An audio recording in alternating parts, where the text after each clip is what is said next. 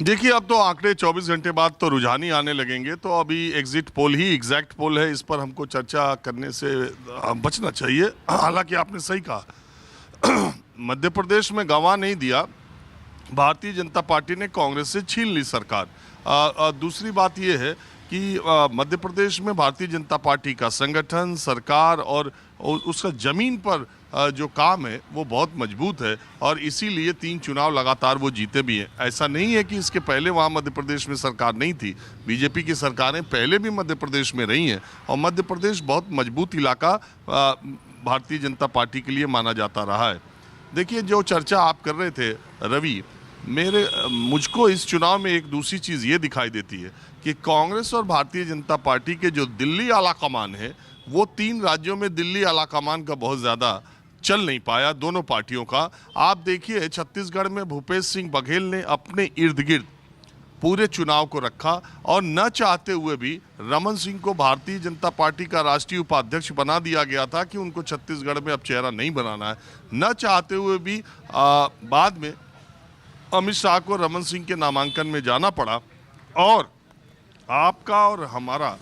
कार्यक्रम देख रहे जितने दर्शक हैं छत्तीसगढ़ में रमन सिंह को छोड़ करके भारतीय जनता पार्टी के 3 नेताओं का नाम कह दिया जाए तो इस देश के ज्यादातर राजनीतिक समझ वाले व्यक्तियों को भी नाम का पता नहीं होगा। 3 नाम बीजेपी के छत्तीसगढ़ के नेताओं के बताना मुश्किल होगा। तो भारतीय जनता पार्टी ने जो ये साइडलाइन करने की कोशिश की थी रमन सिंह को छत्तीसगढ़ में, वो नहीं चल पाया। अगर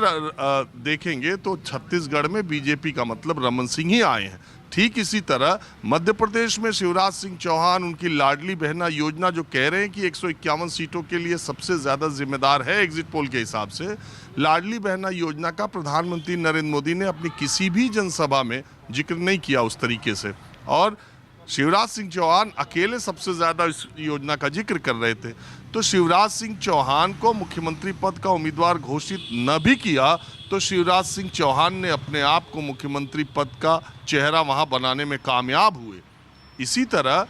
दिल्ली आला कमान जो कांग्रेस का है वो अशोक गहलोत से बहुत नाराज बताया जाता था, और उसकी ये कहते हैं कि उसकी ये तैयारी है कि अगर कांग्रेस को बहुमत मिला तो शायद अशोक गहलोत को मुख्यमंत्री न भी बनाए, दिल्ली का ऐसा सोचना है। लेकिन अशोक गहलोत ने राजस्थान के पूरे चुनाव को अपने इर्द गिर्द लड़ा, और अब स्थितियां ऐसी आ गई हैं कि राजस्थान में अगर थिन मेजॉरिटी हुई, 100 के 5 सीट कम 5 सीट ज़्यादा बीजेपी भी पाती है या कांग्रेस भी पाती है, तो कांग्रेस आला कमान और बीजेपी आला कमान के न चाहने के बावजूद भी मुझे लगता है कि वसुंधरा राजे और अशोक गहलोत ही राजस्थान के अगले मुख्यमंत्री इन्हीं 2 में से एक होगा, अगर 100 के इर्द गिर्द या कम सीटें आती हैं और बहुमत